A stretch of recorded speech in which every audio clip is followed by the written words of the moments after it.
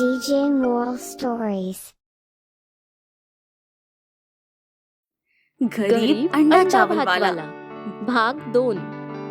तनुजपूर नावाच्या एका गावात रणजित त्याचा 9 वर्षाचा मुलगा चिरू आणि 12 वर्षाची मुलगी पिंकी सोबत राहत असतो. रणजित एका साडीच्या मिलमध्ये काम करत असतो आणि त्यावरच स्वतःचं व मुलांचं पोट भरत असतो. त्याची पत्नी वसुधा 5 वर्षाआधीच त्याला व त्याच्या मुलांना सोडून ह्या जगातून निघून गेली आहे आणि तिच्या जाण्यानंतर रणजितने एकट्यानेच आपल्या मुलांचा सांभाळ केला. रणजितच्या घराच्या अंगणात खूप साऱ्या कोंबड्या असतात, ज्यांचा तो आपल्या मुलांप्रमाणेच सांभाळ करतो. त्याने बनवलेला अंडा भात सर्वांना खूप आवडतो. मुलांनो, आज मी तुमच्यासाठी जेवणात अंडा भात बनवला आहे. तुम्हा दोघांना खूप आवडतो ना, चिरू आणि पिंकी? हे घ्या, खा. अरे वा. अरे वा. तेव्हा घराबाहेर रणजितचा जिवलग मित्र इंदर देखील येतो. आणि हा अंडा भात माझाही खूप आवडता आहे, त्यामुळे मीही हा खाणार. अरे इंदर, तूही ये जेवायला. सर्वजण सोबत मिळून रणजितने बनवलेल्या अंडा भाताचा आस्वाद घेतात.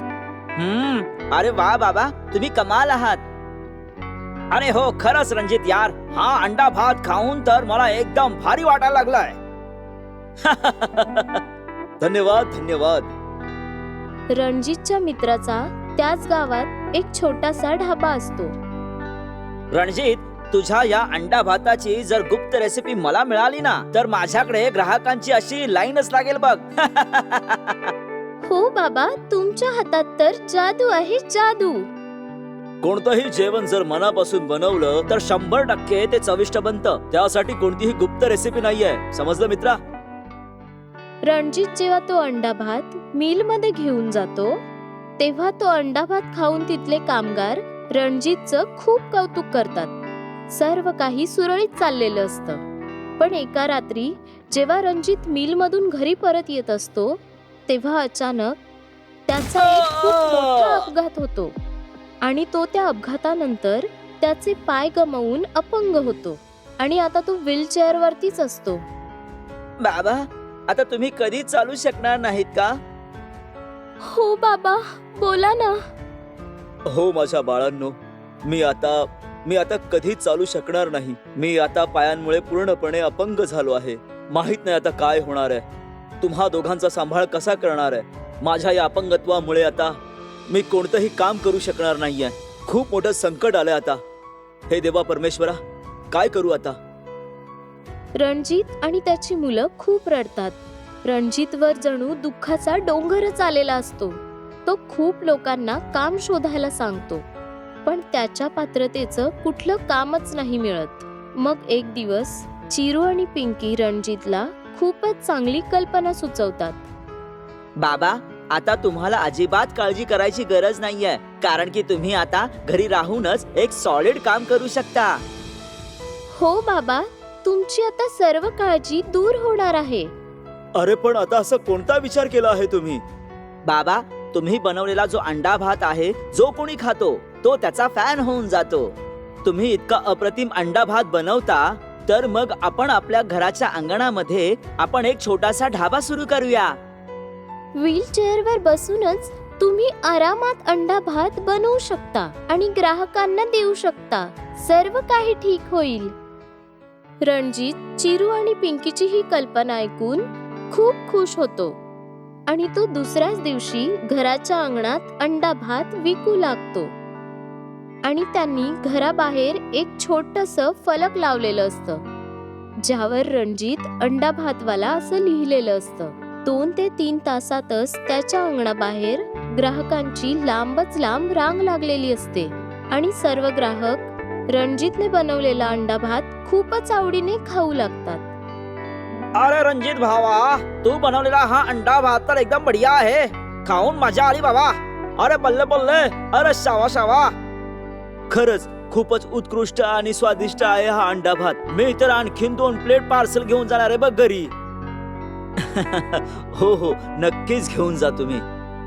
अपंग झाल्यानंतर देखील तू ढाबा उघडलास आणि अंडा भात विकायला सुरुवात केलीस. तुझ्या या कामामुळे आम्हा सगळ्यांनाच प्रेरणा मिळाली बघ. धन्यवाद मित्रांनो, ही सगळी तर त्या परमेश्वराची कृपा आहे.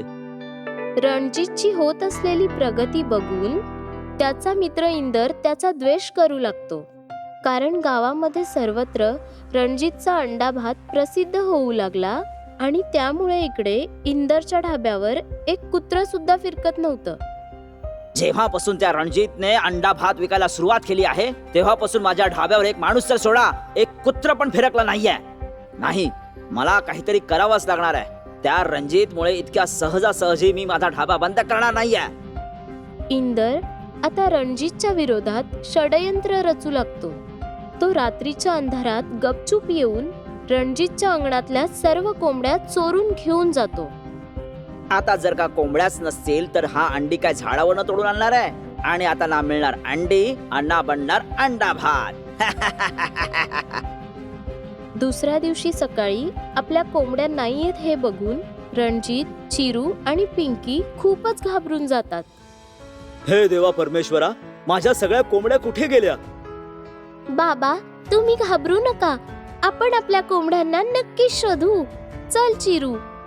हो पिंकी ताई. चिरू आणि पिंकी दोघही आपल्या कोंबड्यांना गावातील प्रत्येक कानाकोपऱ्यात शोधतात, पण त्यांना त्यांच्या कोंबड्या कुठेच सापडत नाहीत, ज्यामुळेच रणजितला खूप जास्त चिंता वाटू लागते. आता आपण काय करायचं बाबा? आपल्याला जर अंडीच नाही मिळाली तर आता आपण अंडा भात कसा बनवणार? काळजी करू नका मुलांनो, आपण आता अंडी विकत घेऊन येऊया. आपल्याकडे दुसरा पर्यायच नाहीये. थोडंसं नुकसान होईल, पण मला माझा ढाबा चालू ठेवायचा आहे.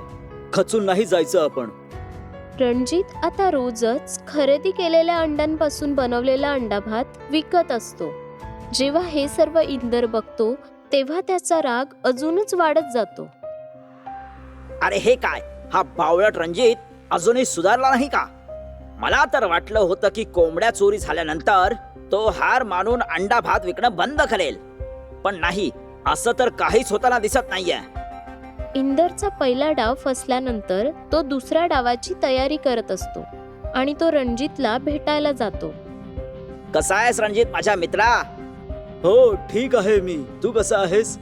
थोड्या वेळानंतर रणजित जेव्हा आपल्या खोलीत निघून जातो तेव्हा रणजित गुपचूप अंगणात येऊन विक्रीसाठी ठेवलेली अंडी आणि भातावर जीवघेणा विषारी पदार्थ फवारतो आणि असं वाईट कृत्य करून तो लगेचच खोलीत निघून जातो. दुसऱ्या दिवशी जेव्हा ग्राहक तो भेसळयुक्त अंडा भात खातात तेव्हा हळूहळू त्या सर्व ग्राहकांना विषबाधा होऊ लागते आणि सर्व ग्राहक रणजितचा ढाबा तोडून त्याला व त्याच्या मुलांना गाव सोडून निघून जाण्यास सांगतात. गावातील लोक त्याचा खूप राग करू लागतात. माझ्यावर विश्वास ठेवा, मी भातामध्ये काही मिसळलं नाहीये. मी काही जाणून बुजून केलं नाही आहे. मी माझ्या परमेश्वराची शपथ घेतो. गप्प बस तू. मला तर असंही वाटतंय की हा खरंच अपंग आहे का फक्त अपंग असण्याचं नाटक करतोय. तुझ्या पोरांना घेऊन इथून निघून जा आणि खबरदार, पुन्हा या गावात पाऊल ठेवण्याचा विचार जरी केलास तर. बिचाऱ्या रणजितला निर्दोष असून सुद्धा आपल्या मुलांसोबत गाव सोडून जावं लागतं. तो जाता जाता शेवटचं इंदरला भेटायला जातो. रणजित, निघून जा इथून. तू हे असं कसं करू शकतोस? मी स्वप्नात देखील असा विचार करू शकत नाहीये. अरे पण इंदर, तू तर माझा जवळचा मित्र आहेस ना, तू तरी माझ्यावर विश्वास ठेव. तेव्हा पिंकी आणि चिरूला इंदरच्या घराच्या मागच्या खोलीत कोंबड्यांचा आवाज येऊ लागतो. ते दोघे तिकडे जातात आणि बघतात की तिथे तर त्यांच्याच कोंबड्या आहेत आणि त्यासोबतच तिथे विषारी पदार्थ देखील ठेवलेले असतात. ह्याचा अर्थ इंदर काकांनीच आपल्या कोंबड्या चोरल्या होत्या आणि अंडा भातामध्ये विषारी पदार्थ टाकला होता. आता आपण काय करायचं ताई? आता तर आपल्याला पोलीस काकांनाच बोलवावं लागेल.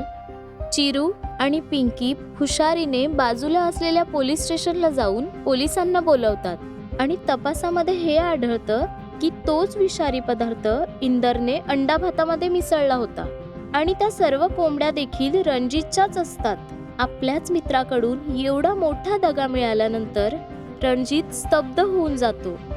छी, लाज वाटते मला तुला माझा मित्र म्हणवण्याची. ईर्ष्या आणि रागाच्या भरात तू इतक्या खालच्या पातळीला गेलास की मागचा पुढचा विचार न करता तू इतकं मोठं पाऊल उचललंस.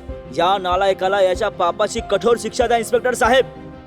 पोलीस इथनरला अटक करून घेऊन जातात आणि त्या दिवशी नंतर सर्व गाववाले पुन्हा रणजितच्या ढाब्यावर अंडा भात खाऊ लागतात आणि त्याची माफी देखील मागतात आणि रणजित अंडा भात विकून खूप प्रगती करत राहतो.